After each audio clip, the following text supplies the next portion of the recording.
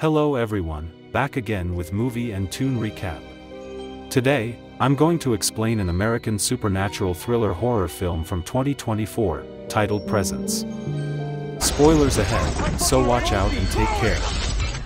The movie begins with the Payne family, Rebecca, Chris, their teenage son Tyler, and their younger daughter Chloe, moving into a large suburban house haunted by a poltergeist, known as the Presence, and the entire film is shown from the Presence's perspective in a series of long takes. As the Presence watches over the family, it observes growing tensions between them.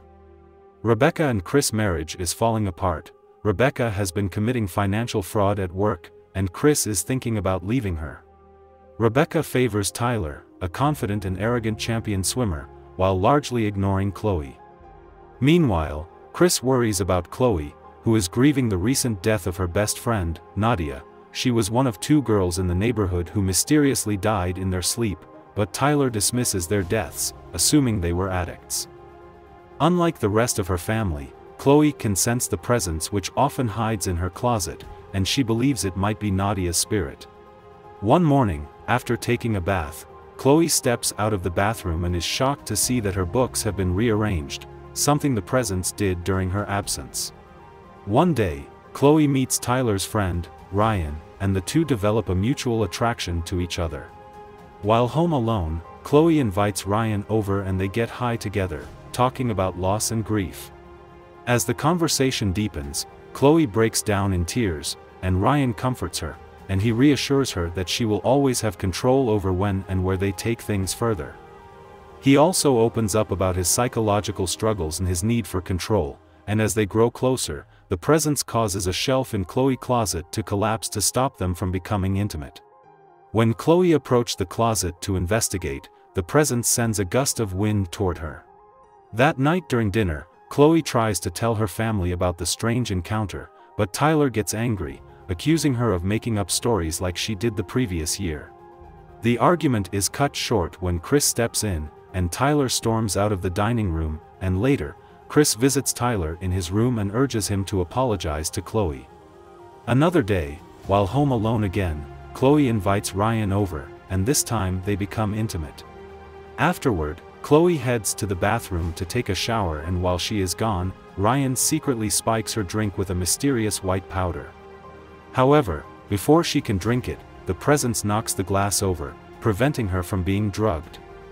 That night, Tyler confesses to Rebecca that he and his friends once played a cruel prank on a female classmate, tricking her into sending an intimate photo, which they then spread on social media. However, Rebecca brushes it off, but Chris and Chloe are disgusted. Enraged by what it has heard, the Presence lashes out, violently trashing Tyler's room and finally making its existence known to the entire family. As the family struggles to decide what to do next, Chloe insists that they all know who the Presence is and that it means them no harm. Seeking answers, Chris contacts the realtor, who assures him that no one has died in the house. Legally, she would have to disclose that information. However, she suggests that her sister-in-law, who has experience with the supernatural, might be able to help. The next day, a medium named Cece arrives with her husband Carl, and as soon as she steps into the house, Cece senses the Presence. She points out a vintage mirror built into the fireplace mantel, explaining that it acts as a window into the spiritual plane. She also notices that Chloe can sense the Presence as well, attributing it to her past trauma, which has left her more open to the metaphysical. Cece believes the Presence is still in the house for a reason, perhaps trapped in a different time period, unable to distinguish past from present. Despite her insights, Tyler and Rebecca dismiss Cece's claims as nonsense after she and Carl leave. Later that evening, Chloe has a heart-to-heart conversation with Chris. He admits that he believes her, revealing that as he has gotten older, his experiences have made him more open to faith and the unknown. The next day, Cece returns with a warning for Chris and tells him that she now believes the Presence isn't just lingering in the house, it's trying to prevent something from happening in the future. She cryptically mentions a window that won't open, suggesting it's somehow connected to what is coming, but Chris refused to listen to her. At Ryan's urging, he and Chloe plan to spend the night together while her parents are away on a business trip. However, Chloe warns him that Tyler will still be home, and Ryan tells her he will take care of Tyler. That night, once Rebecca and Chris leave, Ryan arrives at the house following an invitation from Tyler to come have some fun.